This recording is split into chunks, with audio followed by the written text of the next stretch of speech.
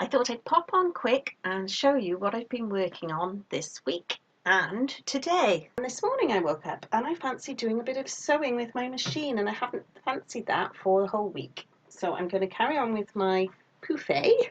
I've had sewed these little pieces together, and now I've got to sew these to make the top. And a really good thing about this pouffe is I'm going to fill it with fabric scraps, and the English paper piecing makes a lot of scraps, so nothing's going to be wasted. The pieces that I can use to make into other patchwork projects I'm going to use for that, and the bits that are too small for any useful purpose are going to go inside my pouffe. So I'm trying to be more sustainable. I've ordered some things online, so obviously my internet ban has gone out the window because I lasted until nearly the end of March, but with the lockdown and everything and how it looks for the next few months, I'm not going to be able to go anywhere to buy supplies in any other way, and I want to help support the small businesses as well that are active online. So I'm going to get on with some sewing, and I will show you my projects that I've been working on this week a bit later on. So I have sewed all the triangles together to make the top of the puffy, and I'm quite pleased with my little join in the middle. It's not too bad. I might put a covered button there anyway. And then you have to put the binding all around the edge, and I have sewn it on, but even with a zipper foot, that was as near to the edge as I could get. And on the top side you can see some of the binding fabric between the top, so that's not very nice. So I've decided to hand stitch it, just tacking it in place, because then it butts up right next to the fabric, which is what I want. And then hopefully when I sew the sides on and everything anyway, it'll be more secure. So I'm just hand sewing all the way round. So I have been working on my puffy. We call him a puffy. We're not posh. Puffy. And I have now finished sewing all the it's like a braided binding cord, just the corded edge. So I finished that now on the top, and I've also done the base. I've put the zip in, and I have done the same stitching for the cord on the bottom as well. This puffy pattern is a free pattern from Closet Case Patterns. So if you look on their website, you can get the pattern pieces there and you can download it, make your own. So I've just got to do the side pieces now, but because the binding took so long to hand stitch, I haven't got any further with that. So hopefully I'll be doing that in the next few days. And the braiding, this is called flanged cord, because it's got the fabric there and then the cord. And I bought this in Dunelm, when in those days long ago where you could go out to the shops and mingle and buy. I bought several meters of that, so there's plenty enough to do the top and the bottom of the puffy, and I've got this much left, so I might do a cushion or something with that. And the fabric pieces were pieces that my sister-in-law gave me that were curtain fabric samples. So pretty much I bought the zip and the flanged cord, and everything else is free. So I had a free pattern and free materials. Now this week, as you know, as most people are, I've been off work, and I still get up 6 in the morning. I can't, it's built in. I'm a morning person, so I was quite pleased this morning because it's Sunday today and the clocks went forward last night, and so I'm an hour ahead, so that suits me because I always want to get up early. And Josh is working this week, but last week he had a week off. So I am up nice and early, and then I can't do anything because Martin and Josh are still asleep, so I don't want to disturb them. So I get on with my crafts. And my most favourite craft at the moment is my English paper piecing. And I now have 2 whole flowers. So I'm quite happy with those. And I'm just using some extra fabrics I've got now as well. All my little fat quarter scraps or different pieces. The Aldi ones from my dad and stepmom, and other ones I've got. Because the template's quite big, it's a 3-inch template, it does use quite a lot of fabric and you do have quite a bit left. But I have ordered a 1.5-inch template because I want to do some smaller projects. And I have now got 7 of these ready for my next flower, so I will probably be stitching that up tonight. It's really soothing. I'm really, really enjoying hand sewing at the moment, and I just love these. They're great. So I work on that every morning, and I have also started this cross stitch, which is Peter Rabbit, and it's called Peter's Hug. And funny enough, Julie from So Unique is doing a giveaway this month, and you can win a project bag with that picture on it. So obviously I've entered into that. If you want to go and have a look at her podcast, she's got a lovely podcast, and you could enter if you subscribe and have a chance of winning yourself.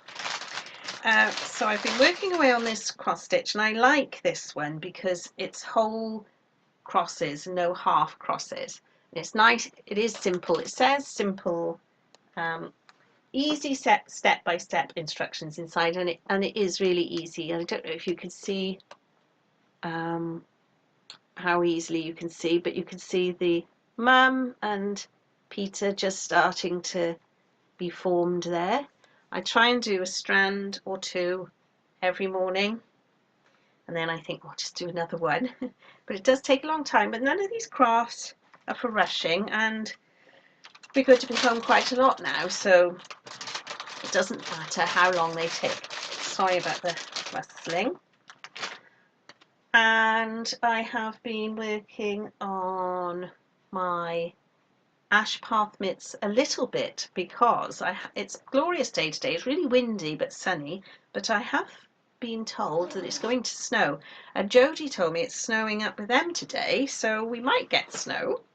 And I have done a whole mitt, and I've got just this far on my second one. I don't really know if you can see it particularly well because it's quite dark wool, which is why I like to knit on it in the mornings. But even though this pattern is really nice and simple to follow, I just haven't felt like knitting. I don't know why. The sewing is nice, it's portable. I can sit out in the conservatory with it and I just sew a little bit and put it down and go off and do something else.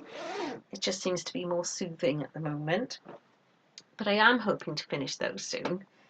And my other project that I have been putting quite a lot of work into is a crocheted baby blanket. A colleague in work is expecting. She left work for maternity leave a couple of weeks ago, and it must be awful for her because now it should be really nice. And she's due her baby in April, and she's not going to be able to have anyone like her mum come to help her, or to give baby cuddles, and I just really feel for her. So anyway, I'm making her this granny heart blanket, and this is a free pattern. You have to go to to her blog, or yes, it's a blog, isn't it? A written blog, and it's designed by Sue Rawlinson, and that's a free pattern. And apart from the heart was a little bit difficult, I had to have a few attempts at doing the heart at the middle.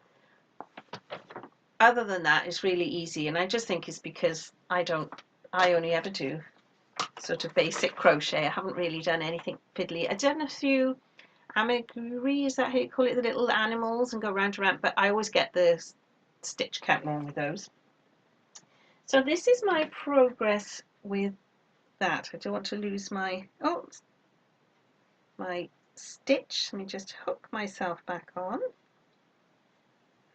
and there's my heart that way.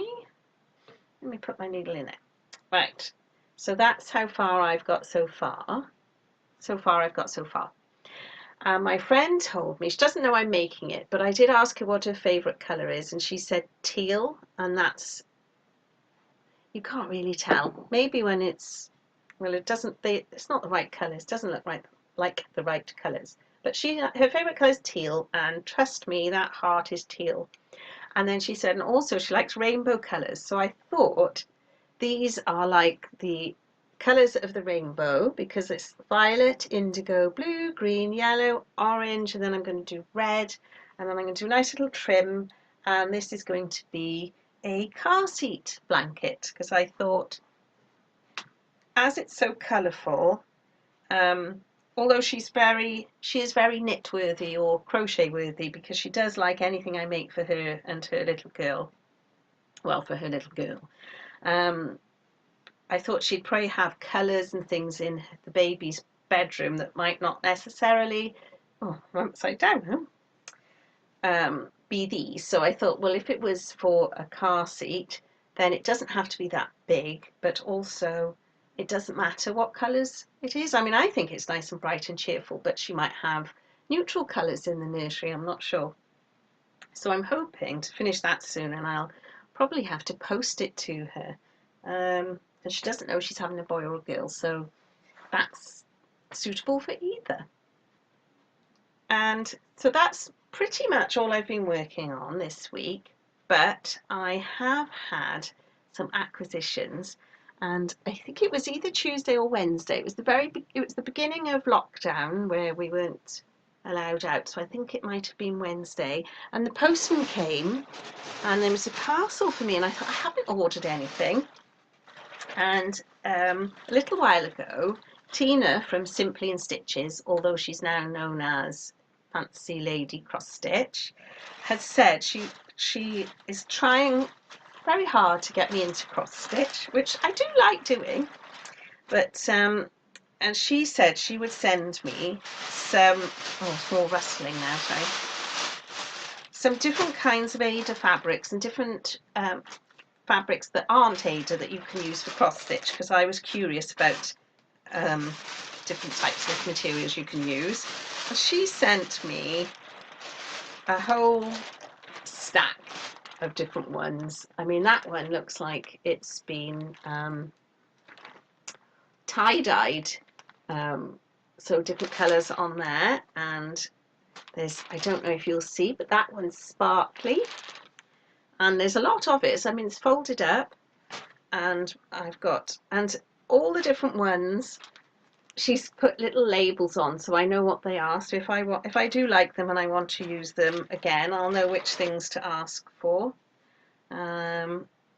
So it's so generous. There's so many of them.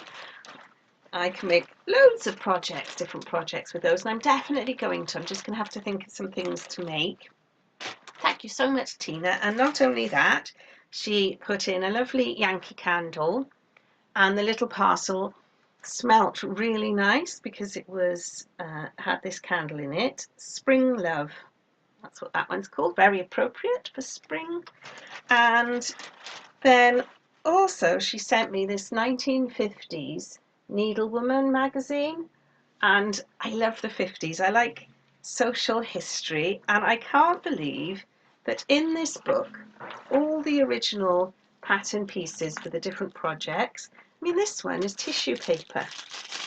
Oops, I'm losing it. And it's so look, all the little bits falling out. Lasted for all these years, and then I dropped them on the floor. I'll pick them up in a minute. And there's some really nice projects in there, timeless really. Yeah, there was a couple of things I thought, well, I like the cardigan on the front for a start. And there was a baby cardigan. just some really nice needlepoint type. Oh, there's the cardigan from the front. That's nice. So I shall be looking through this book with interest. And here are all the stencils for the different letters of the alphabet. You iron them on, but I'm not going to do that because it's precious, isn't it?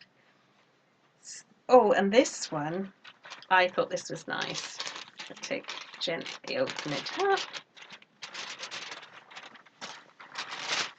And it's a tea tray. The little cloth that you'd put on a tea tray. I just thought that was really pretty. And again, that's a stencil, but I'm not going to stencil it. I'm just going to count the stitches and make that. So thank you so much, Tina. It was really unexpected and so nice because we'd all been worrying so much, and to have a little parcel of love like that, really made my day. So that's everything that I've been working on this week. I don't usually do a vlog within a week, it's usually monthly, but as it's a special time, I thought I'd just pop on and show what I've been making. Several podcasters have been doing vlogs, daily vlogs and things like that, and I have been following them and they've been lifting my spirits, but I didn't feel that I was able to do that. I'm feeling better now, and I feel guilty saying I feel better with everything that was going on, but it was a worrying, or still is a worrying time. But I will try and pop on a few times now over the next few weeks if I can, but I don't want to put any extra pressure on myself. So all we've got at the end now are some of our walks with Charlie. It's nice to have a walkies with Charlie section again. We haven't had one of those for a long time. So I'll leave the last few pictures with Charlie, and take care, stay safe, and try not to worry too much, and I will see you all very soon. Bye.